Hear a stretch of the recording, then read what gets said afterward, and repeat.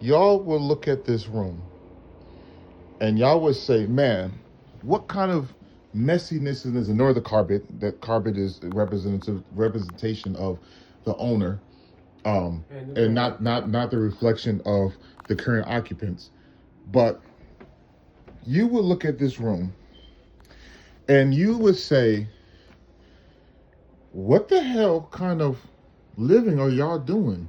Everything, oh, Christmas lights, and it's already, it's about to be April. Plates everywhere.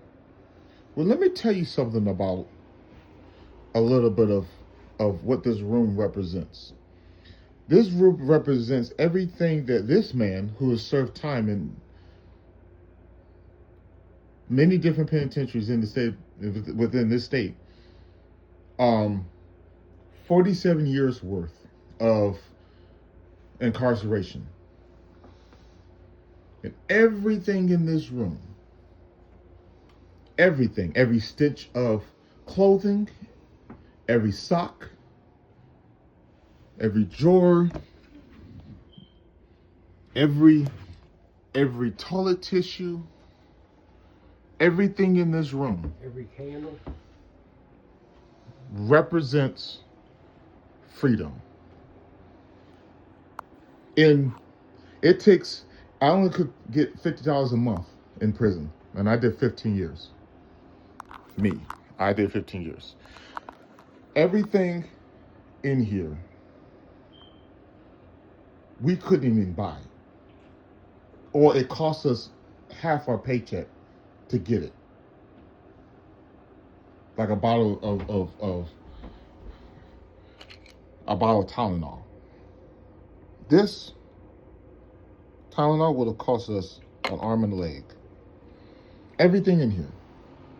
So I was talking with my roomie earlier about how I have an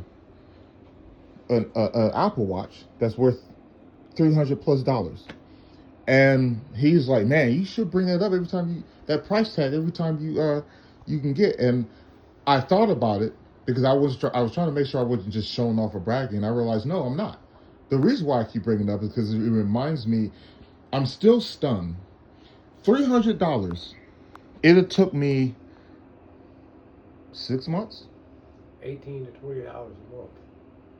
If I didn't spend the $50 every month. Yeah, plus you get your 50. 2, 4, 6. Yeah, 6 months. 6 months of, and more realistically, you're gonna have to spend some money because you need your hygiene, which is costly in prison anyway. More like 8 to 12 months to get $300 into my account. And I'm sitting here on this bed. It's this little device right here. It's $300 by itself. Not to mention my laptop, not to mention a smart TV, or anything else in here. We most definitely wouldn't have had all of this. Look at this. Look at this. Look at this. Look at this.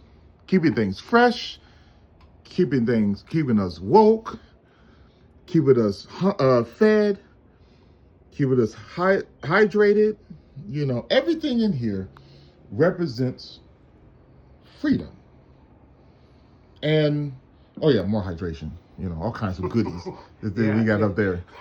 We like to drink. We like to drink, and we don't mean, you know, spud juice or anything like that. You know what we call that's what we call alcohol in prison, because y'all didn't realize. But and I don't drink at all.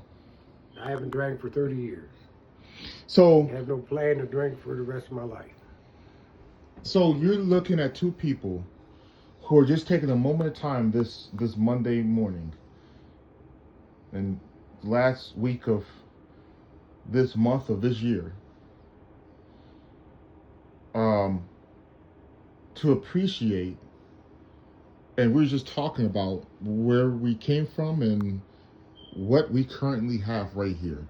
Even this, you'd be like, well, this is extravagant. I know a landlord would be mad, be like, man, you got stuff plugged up and all of that. But you gotta understand where we come from. We're indulging a little bit. We're treating ourselves a little bit. This is a treat. 15 solid years in hellhole, and worse, 47 worth of who knows This, and he'll tell his story when when he gets ready and the time comes. But don't ever think that the people that come out of prison, that they're all of us just throw that opportunity away, or just not understanding our the privileges of freedom. This you see in this room alone doesn't count everything else that's happening in the house and all that. Just this room alone. We wake up, we fall asleep, and we wake up again, blessed. We are living in the lap of luxury. Now you may look at this and be like, well, look at this room that needs to be painted again. Yes, fresh paint. You just saw the walls before this. Carpet needs to be replaced. You got to put a blanket down to even walk. Doors that need to be replaced. Again, indicative of ownership and not the occupants. But we are clean. We are healthy. And getting healthier. And more importantly, we are wholesome. In that it's not about an addiction. It's not that we don't have, problems. It's not that we don't have shortcomings. But Randy, what is the saying you used to say? You like to say about enjoying every moment of every day, something like that. Every moment of every hour of every day that I'm out here. Being positive and constructive. Not negative. Not living a negative. Everything out here is a positive. I don't know how else to put that.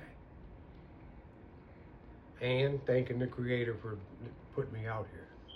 Giving me the opportunity to live again. And this man thanks him every day for hours. He takes him so much he falls asleep in the middle of thanking him.